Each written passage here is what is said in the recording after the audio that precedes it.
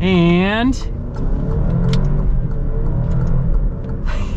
it's actually pretty quick. Hey everyone, it's Ben Hardy here, and in today's video we're gonna be going over a used Alfa Romeo Stelvio, and we're gonna answer the question of whether or not it's a good idea to purchase one.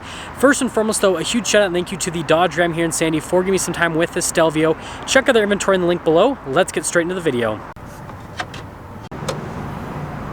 So the most common engine you're going to see under the hood of the Stelvio is going to be the turbocharged 2-liter 4-cylinder that goes through an 8-speed automatic transmission.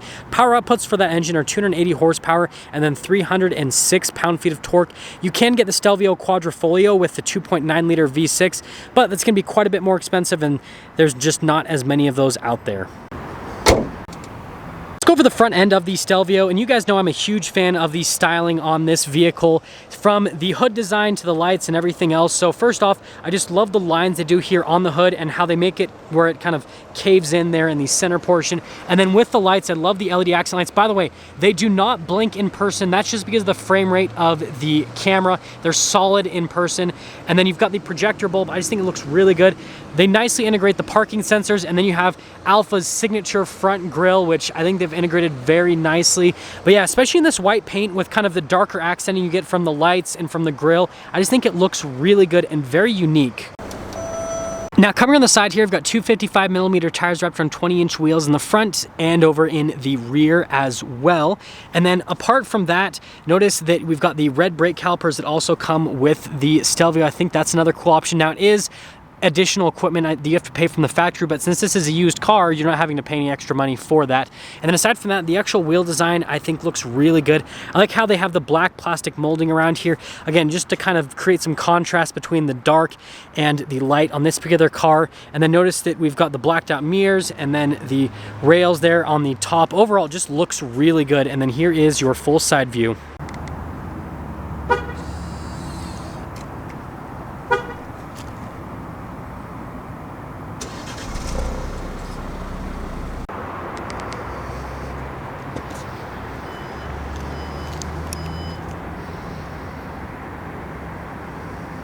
Now here's the trunk area in the Stelvio. So first off, we've got all the rubber floor mats back here, so I guess that is convenient so you guys can see those.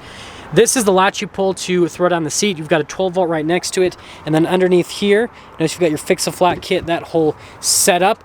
And yeah, I mean, other than that, things are pretty simple in the back. You do have the lock and then the drop down, so we'll just press that, and then the whole back end will shut up on the Stelvio. That was funny, I said shut up, but yeah. Anyways. Now finishing things up here in the rear, we've got the taillights that are super similar to what you get on the Maserati Levante, so it's definitely not a bad place to be. I like how the badging is darker with the Q4, and then you've got the Stelvio logo, Alfa Romeo logo. I really like the look of the exhaust tips here at the bottom as well. I think they look really good. But yeah, overall, again, there's really not a bad angle. The Stelvio just looks good from every angle. Now let's get into my favorite part of this particular Stelvio, and that is the interior. So we've got this nice accent piece here and then beautiful red leather. I love the contrast between the red and the white. It's just one of my favorite setups you can get with a car. And then here's the seat itself, just looks so beautiful. And then you guys can see the venting back here, all that fun stuff. And well, that's everything for the back, so see ya. Now here's the door panel at the front. So again, we've got really nice trim here and then more leather trim just down below. We've got our door lock and unlock. We've got our memory seats, speaker for the Harman Kardon sound system, all of our window controls, and then our mirror adjustment as well, and then that's for the rear hatch. Now here's the front seat. Again, beautiful leather. I love the bolstering on it. And then again, this is about how this holds up. So you guys can see there is a little bit of wear here, but I mean, for having over 24,000 miles, I feel like that's pretty good for the driver's seat that's going to be used all the time. And then notice we got our adjustment right there. Pedal layout just down below. Got the light control, the beautiful column mounted paddle shifters, and there's one more look before we pop in.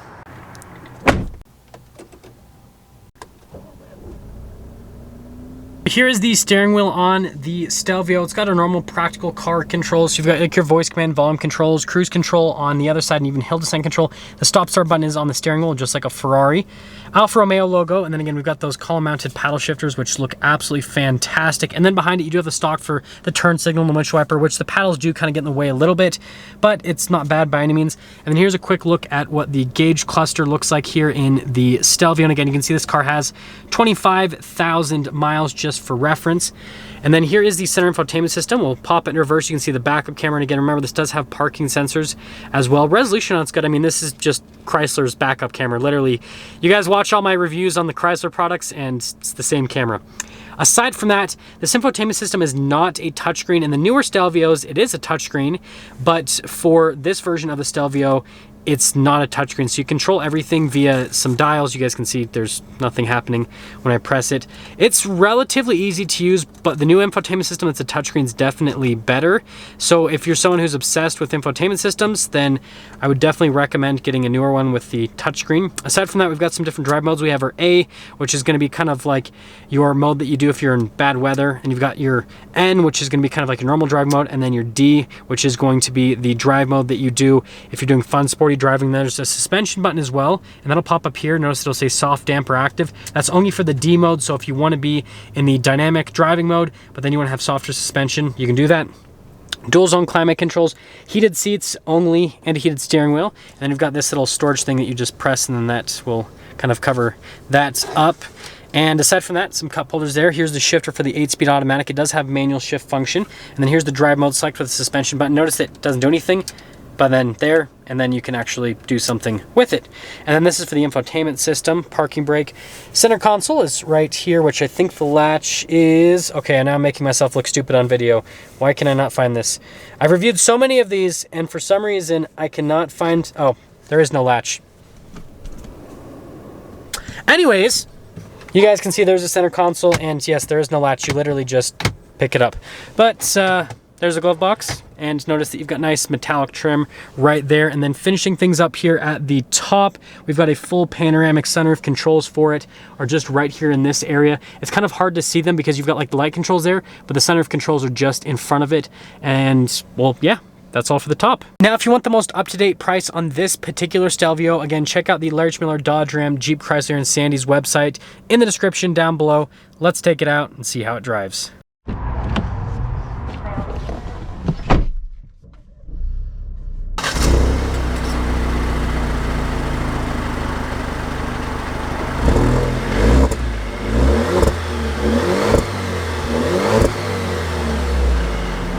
Let's talk about visibility before we set off here on the Stelvio. So there's your visibility of the hood.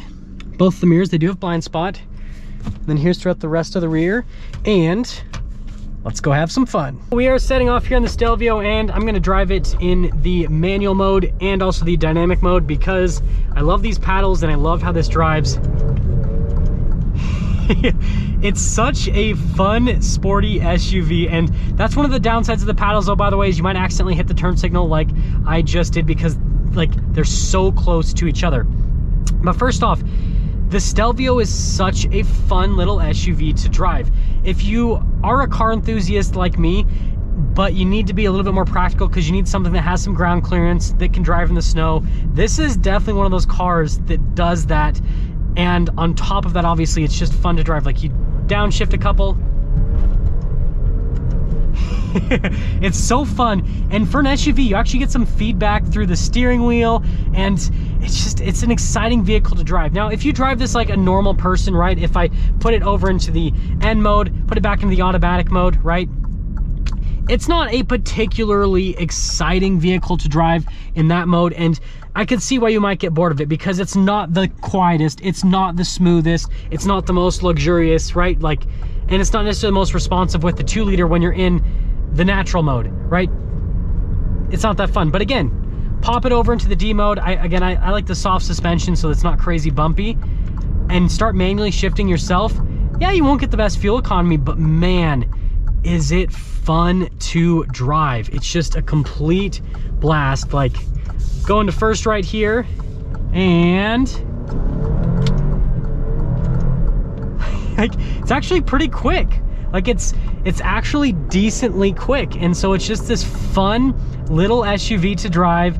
And yeah, I wanted to make this review pretty much just about the fun driving aspect because I have reviewed the Stelvio in the past, and I've mostly just kind of not really gotten on it because it's been a brand new car. This one's used, so I can kind of get into it a little bit.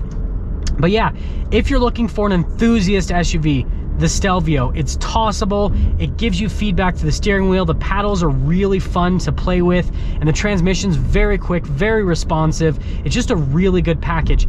And you can imagine the Quadrifoglio version is just a step above, where it's even crazier. And so if this isn't enough from a power perspective and all that, step up to the Quadrifoglio and you will not be disappointed. That engine sounds amazing, and it's just even crazier as a package. Just like, look how responsive that is. Click the paddle and just instant. I mean, you guys know I have a GTR this week, and this feels just as responsive transmission wise as the GTR. That's just to give you guys kind of an idea of what things are like. It's so fun to drive. It's just an absolute blast. Like,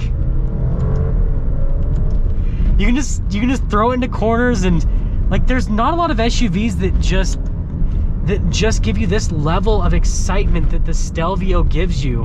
And yeah, again, it's a little bit on the rougher side, and the insulation isn't the best and all that kind of stuff, yada, yada, yada, yada. It's fun to drive. So yeah, I mean, I hope that kind of a little bit more of a, I guess, aggressive driving kind of showed you guys just what the Stelvio is all about.